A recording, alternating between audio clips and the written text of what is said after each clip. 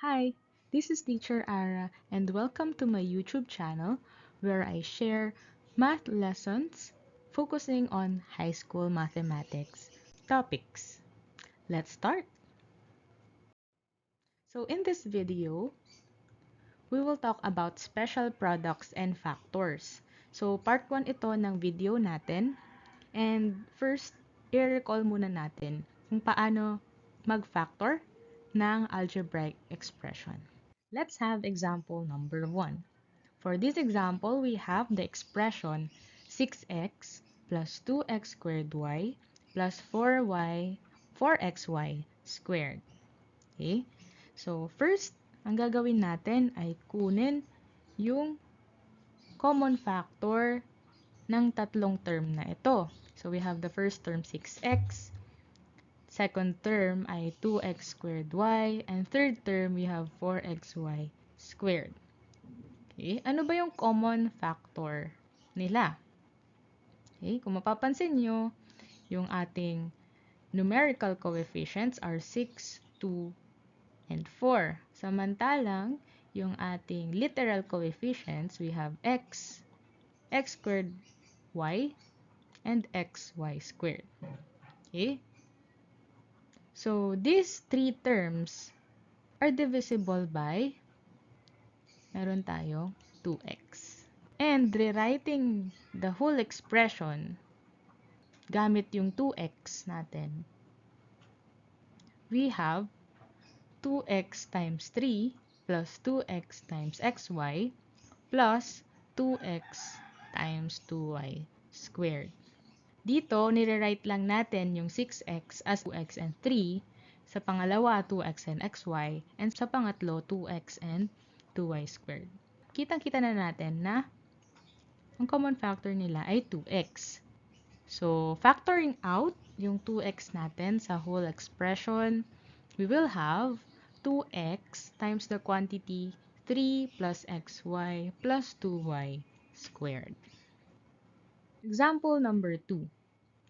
So, we have the expression a squared b plus ab squared. So, ano yung common factor natin? Ang common factor natin ay ab. Kasi itong first term natin na a squared b, pwede siyang ma-divide or divisible siya by ab.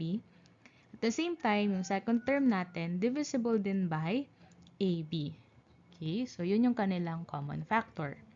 Now, i-rewrite natin yung mga terms as a product of ab and another factor. So, we have a squared b equal siya sa ab times a. Okay? And yung ab squared naman natin ay equal siya sa ab times b. Okay? So, kitang-kita na natin that ab can be factored out. So, ab times a plus b are the factors of a squared b plus ab squared. For example number 3, we have the expression the square of a plus b minus 2b times the sum of a and b plus 2a times the sum of a and b. So, dito, makikita na agad natin yung common factor ng tatlong terms. A plus b, yun yung common factor natin. Ngayon, i-rewrite na natin siya or if-factor out na natin yung a plus b. Therefore, magkakaroon tayo ng a plus b times a plus b minus 2b plus 2a.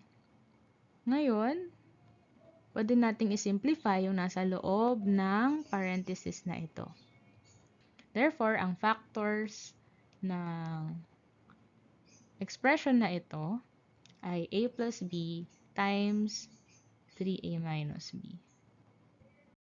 For example number 4, meron tayong expression na 3b squared times the quantity x squared plus y minus 6b cubed times the quantity x squared plus y plus 12b to the fourth times the quantity x squared plus y. So, agad-agad makikita natin that this is a common factor. Okay? However, meron pa tayong mga multipliers na 12b to the fourth, 6b cubed, tapos yung 3b squared. At ang common factor nilang tatlo ay Siyempre, 3b squared. So, meron tayong common factor sa expression na ito na 3b squared times x squared plus y. Ngayon, i-rewrite lang natin yung bawat term as a product of the common factor at yung other factors. So, rewriting it, meron tayong ganito. And then, factoring out yung common factor natin na 3b squared times x squared plus y. Okay, the other factor ay magiging 1 minus 2b plus 4b squared. Okay, so this is now the factored form of our expression.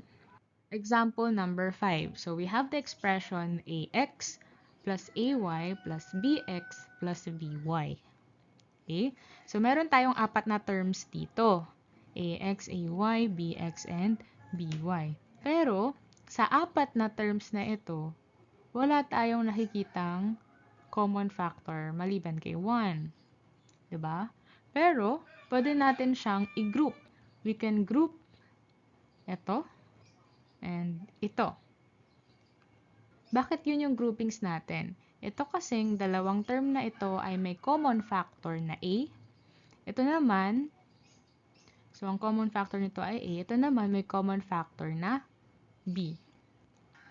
Kaya pwede nating isulat yung group na ito as A times x plus y. Ito naman B times x plus y. And then, meron na tayong common factor na x plus y. Factoring out yung common factor natin na x plus y, kakaroon tayo ng x plus y times a plus b. Yung other solution naman nito, pwede mong i-group si ax at bx at ay at by. Kung baga, magkakaroon tayo ng ax plus bx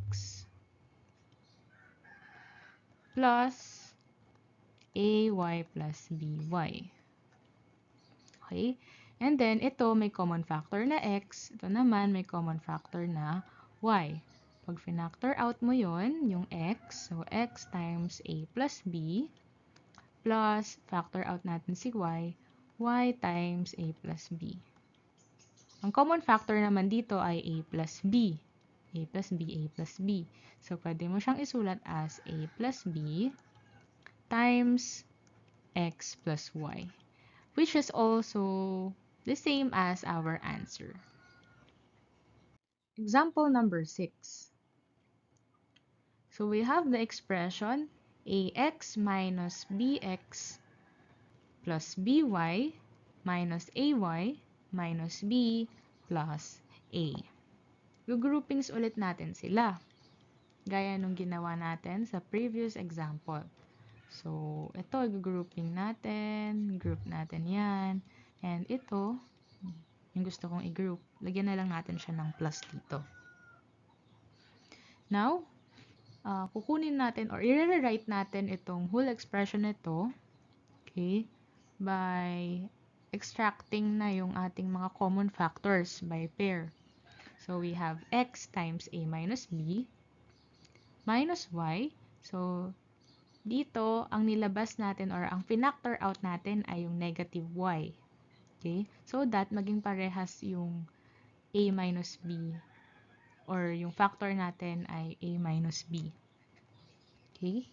And then, plus dapat ito, ni-arrange lang natin ito, ni-rearrange lang natin siya, so magiging a minus b instead of negative b plus a.